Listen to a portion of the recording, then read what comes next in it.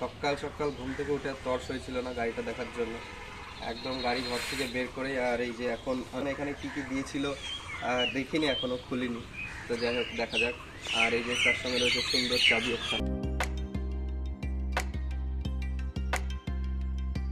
তো দেখা যাক আজকে এই ব্যাগের মধ্যে কী কী রয়েছে। চলো কাছে আসি। ব্যাগের ফার্স্ট চেন, ব্যাগটা বেশ ভালো, সুন্দর, প্রিমিয়াম কোয়ালিটির, তবে দেখতে বেশ সুন্দর লাগছে। ব্যাগের প্রথম চেন ফাঁকা, কিন্তু ভারী ভারী লাগছে, মনে হচ্ছে কিছু একটা আছে। পয়সার বান্ডিল আছে নাকি দেখা যাক। ও ও ভাই, মিষ্টি দিয়েছিল। কি এটা? সোনপাপড়ি। আরে এটা যদি কয়দিন পরে খোলা হতো তাহলে তো নষ্ট হয়ে যেত। তো যাই হোক, এক প্যাকেট সোনপাপড়ি বেরোলো। মুখটাও দেখ। একটা চাবি রিং দিয়েছে, শোরুমের ব্র্যান্ডিং করা চাবি রিং। আর কি দিয়েছে? একটা ফার্স্ট এড কিট দিয়েছে, একটা স্টার্ট গাইড, যেগুলো পড়া লাগবে না আমার।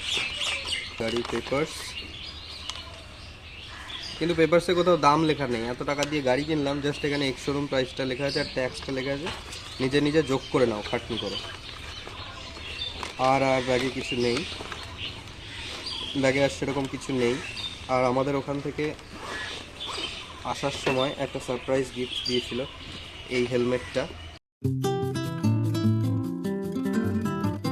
খুব সুন্দর একটা হেলমেট, প্রিমিয়াম কোয়ালিটির। এখানে হান্টারের ব্যাজিং রয়েছে।